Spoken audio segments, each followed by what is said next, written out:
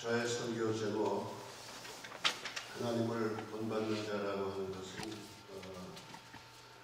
오늘 본문 에베소서 5장에서 실린 말씀입니다. 저는 은퇴하기 전에 목사로서 매주일 설교를 하면서 이 제목에 오면은 너무 힘든 것 같아서 스치고 지나갔어요. 너무 부담스럽고. 그런데 제가 설교 준비를 하다 보니까는 어떤 계시를 받았습니다. 하나님께서 오늘은 제발 이 설교에 대해서 설교 좀 해라. 그래서 저 같은 사람이 용기를 내서 임원 헌신 예배를 이 자리에서 구임원 또 신임원 그 모든 성도들 앞에서 이 설교를 하게 됐습니다. 그런데 사도 바울은 로마서 3장 23절에 보면은 모든 사람이 죄를 범하였으니 하나님의 영광에 이르지 못하더니 이렇게 써 있습니다. 그리고 개신교의 그 종교개혁자였던 마틴 루터는 그리스도인은 모두 다 용서받은 죄인이다 이렇게 되어 있어요. 그래서 가만히 생각해 보니까 내가 그 죄인이구나. 용서받았는데 아마 용서받지 않은 죄인하고 용서받은 죄인하고 이렇게 따로 있는 것 같아요. 우리는 모두 다 용서받은 죄인이 아닌가 이렇게 또 생각이 됩니다. 그래서 인간은 모호성이 있는데 선하고도 악하고도 선한 존재입니다. 하나님을 본받는 자가 되라고 하는 말씀은 하나님이 인간을 창조했을 때 본래 우리를 하나님의 형상으로 창조를 하셨는데 그 본래 모습으로 원초적인 인간성으로 다시 돌아가라는 뜻으로도 해석이 됩니다. 본래 하나님이 인간을 그의 형상으로 창조했다고 하는 말씀은 사랑이신 하나님께서 성경은 요한 서도에 의하면은 하나님은 사랑이시다 이렇게 명백히 선언하고 있습니다. 이 사랑이신 하나님께서 그의 형상으로 인간을 창조했을 때는 반드시 인간을 사랑으로 창조하고 서로 사랑하도록 만들었는데 왠지 모르게 그 후에 인간이 타락해서 낙원에서 추방이 되고 그 하나님을 그 소외한 상태에서 있다 보니까는 죄를 저질러 가지고 그만 인간끼리 싸우고 자연을 파괴하는 이런 상태까지 이르게 됐습니다. 그래서 우리가 본래 인간의 원초적인 그런 본성을 되찾기 위해서는 하나님의 형상으로 다시 돌아가기 위해서는 우리의 힘을 가지고는 절대로 되지가 않습니다. 그래서 우리가 교회에 나와서 예배를 드리고 예수님을 주님으로 모시고 우리는 하나님을 의존하고 하나님의 도움을 받지 않으면 절대로 우리가 그 본래 모습으로 돌아갈 수가 없는 것입니다.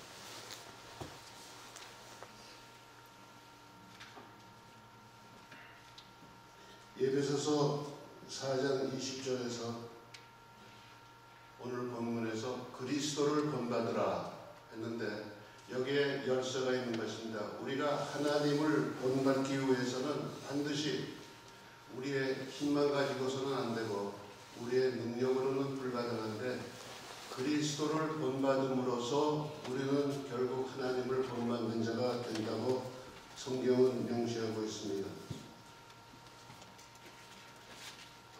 그런데 여기까지는 우리가 이해가 되지만은 바울은 자신까지도 본받으라고 합니다. 고린도전서 4장 16절에 보면은 사도 바울이 나를 본받으라. 사도 바울이 자신을 가리키면서 나를 본받으라고 합니다. 그리고 빌립보서 3장 10절에 보면은 너희는 함께 나를 본받으라. 같은 말씀을 반복하고 있습니다. 그런데 만일 제가 오늘 교우님들께 나를 본받으라 이렇게 말을 하면 무슨 반응을 하시겠습니까? 또 궁금한데요. 오늘 뭐 저한테 대답은 안 하시겠지만 아마 속으로 그럴 거예요. 저 박 목사가 나이가 들더니 로망이 들었나 보다. 어떻게 천만의 말씀이죠. 아마 퇴장까지 할지도 몰라요. 그래서 저는 나를 본받으라는 말은 하지 못하고 오직 그리스도를 본받으라. 또 더 나아가서는 사도 바울을 본받으라. 뭐 사도 요한을 본받으라. 이렇게까지는 제가 말씀드릴 수가 있습니다. 그런데 우리가 자신이 사도 바울이 자기를 본받으라고 하는 것은 이해가 됩니다. 우리가 성경을 읽어나가면은 사도 바울은 그렇게 기독교인들을 체포하고 핍박하더니 다메섹에 가는 길에서 예수님을 마음속 깊이 영접하고 새 사람이 되자 일편단심 그 이후에 다메섹 도상 체험 이후에는 평생 소원이 그 자신이 부활하신 그리스도와 같이 한번 되어보고 싶다 해서 모든 고난과 핍박과 고통과 죽음까지 당한 것입니다. 그래서 고린도전서 11장 1절에 보면은 여기 이렇게 명시되어 있습니다. 바울의 말씀이 내가 그리스도를 본받는 자 된 것 같이 나를 본받으라. 이건 이해가 되는 말씀이죠.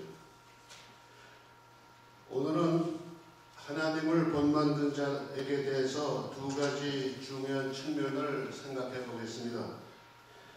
첫째는 어떻게 하면 하나님을 본받을 수 있는가? How? 그 방법이 무엇인가? 지금 방금 전에도 지적한 대로 우리가 그리스도를 본받음으로 가능하다는 말씀이죠. 오늘 본문 에베소 4장 본문에서는 그리스도는 우리의 머리이시며 우리는 그리스도의 몸의 지체들로서 서로 연결이 되어 있고 우리는 머리이신 그리스도를 목표로 본을 받아서 성장하고 성숙해진다고 명시되어 있습니다. 이것은 개인이 홀로 자기 혼자 성장해서 성숙해진다는 말은 절대로 아닙니다.